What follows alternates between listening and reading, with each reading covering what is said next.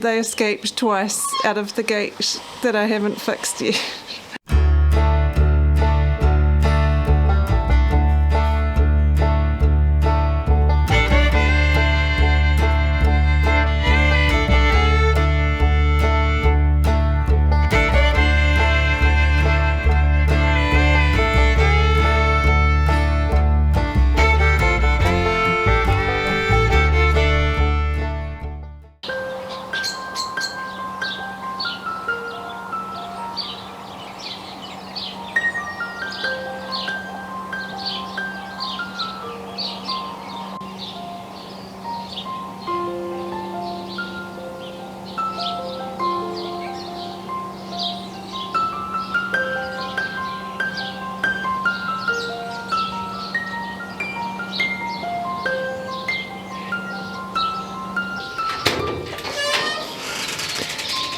Good morning, chickies.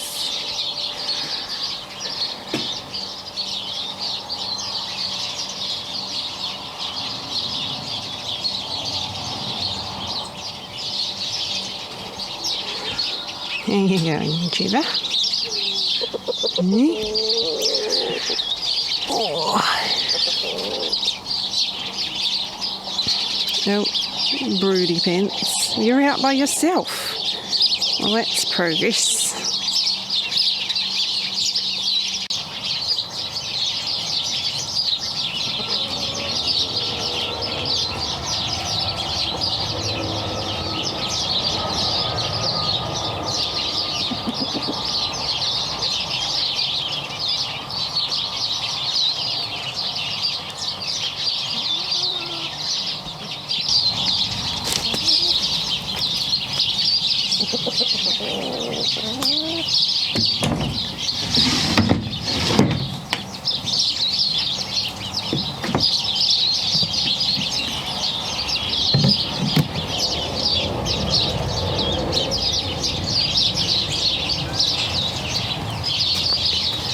It's more grit, but we're moving today.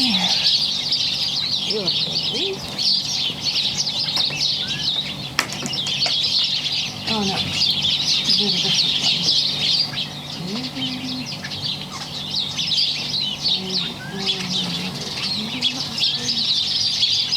It's chicken coop cleaning day today, so I'm going to start on that soon. Maybe, hopefully, after 2 of the hens in the nest boxes have laid their eggs. And then the chickens will be moving into the other pen as well. Actually moving them first into the other pen so that they're out of the way for cleaning, and so I can get in and out of the garage or this pen, which is near the tap. So they'll be happy to move because this pen is dry and bare as anything, because we have not had any rain for a while. But at least the other pen has got some stuff growing in it. We are not getting many eggs at the moment because all the hens are molting, and we've had 3 broodies.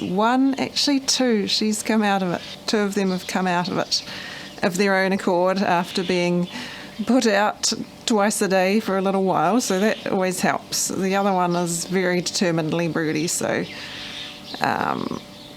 we'll see. But everyone's going to get shut out of the coop for cleaning, so that ought to help.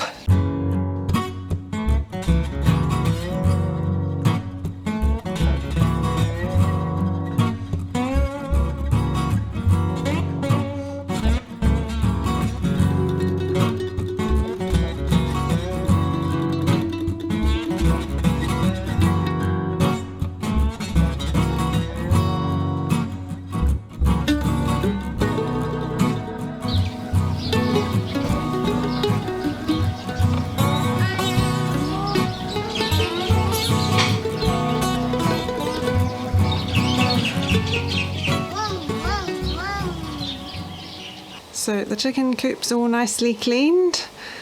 It was a bit of a mission. The coop itself wasn't that bad, but I had some stuff to do beforehand. I forgot I hadn't done a sweep of the pen that the chickens were moving into, which I always like to do to check, mostly if they are moving into the citrus pen, because that's where a lot of black nightshade weeds pop up, and there are a bunch of bigger weeds with berries on them that definitely needed to come out because they're not good for the chickens.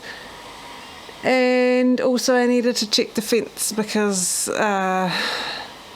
neighbouring animals have been munting the fence, and there was actually one quite big hole in the fence that I had to patch up, so that took a while. And then once I'd moved the chickens into that pen, they escaped twice out of the gate that I haven't fixed yet. So I had to herd them back in again, and then got the coop done. So this is my janky gate patch up at the moment. And the disgruntled broody hen who's shut out of the coop. So I need to redo the whole wire on here. This is just, well, the chickens were pushing the gate this way to get back into their old pens, so that's just holding everything in there for now. Oh dear.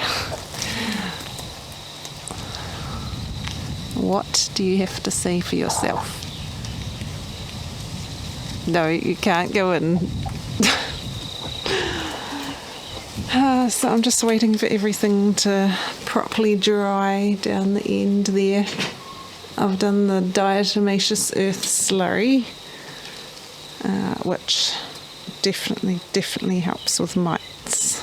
So I took out one of the steps I used to do for cleaning the coop, which is the oil spray, or the oil, like just vegetable oil, canola oil, water and dish detergent is what I used to do to help kill the mites, because I had major problems with mites. And to start with, when I first started chicken keeping, I did the conventional way because that was how I was taught from knowledgeable people, using chemicals to spray the coop, and I didn't want to do that anymore, so I thought I needed to do the oil and detergent thing, and then I started doing the diatomaceous earth slurry along the way, which is painting water mixed with diatomaceous earth into a watery slurry, painting it on with the paintbrush over the roosts and just most of the cracks and things around the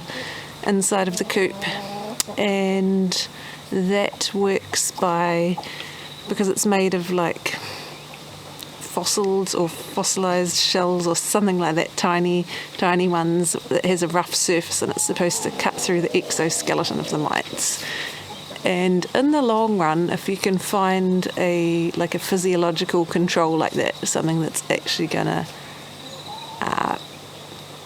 hurt or penetrate the pest's body, that's going to be more effective than chemicals, because they do develop chemical resistance eventually to every kind of chemical to some extent. So that was working well, and I was wondering whether I still needed to do the oil spray, because when I was checking the coop there were barely any mites even in summer. And so when was it? It's been a while now, some months. I can't remember when I stopped doing it, but through summer I haven't been using the oil spray, and there's been either none or very few mites that I see when I take out the roosts. I have removable roosts because that's really good for cleaning and getting rid of mites. And there have also been some predator mites, which you can tell because they're faster and they look a little bit more like a spider, like with longer legs, and they're kind of like a gingery brown colour. So sometimes I didn't see any of those today, but sometimes I do see a few of those. So I'm not quite sure how that works, how they managed to get past the diatomaceous earth slurry, but there's a few of those around too, so they're obviously helping to control, because they eat the red mites. So somewhere along the way in getting rid of chemicals, I've created something a lot better. And so I don't need the oil anymore, because it's all through summer in the hottest of weather. It's been just really good. I clean the coop every 4... Whoops.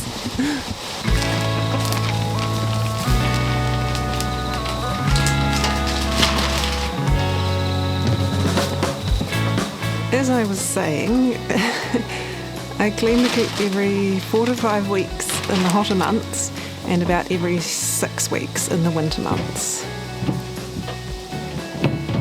I'm stoked that I don't need to use the oil spray, as that is what has made the dark, dirty looking staining all over the coop.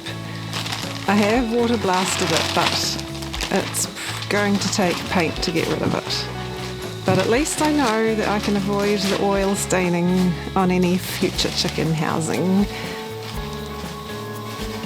Some of the best ways you can help deal with red mites in your coop are having removable roosts so that you can take them out and clean them, because that's probably the main site where red mites tend to collect, because they come out at night and suck on the chicken's blood.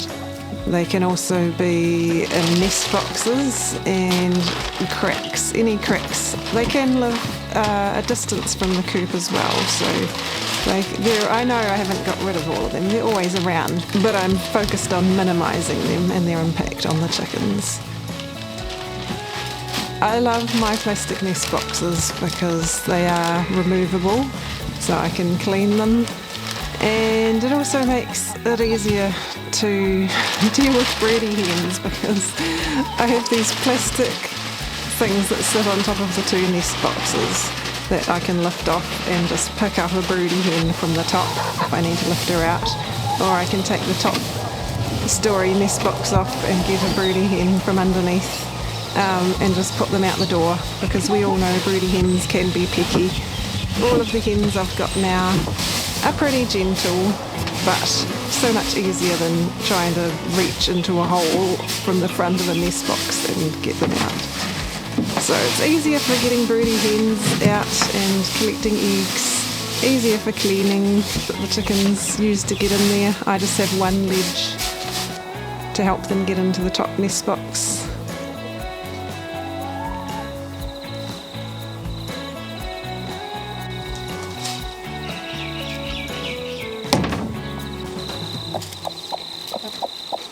Okay.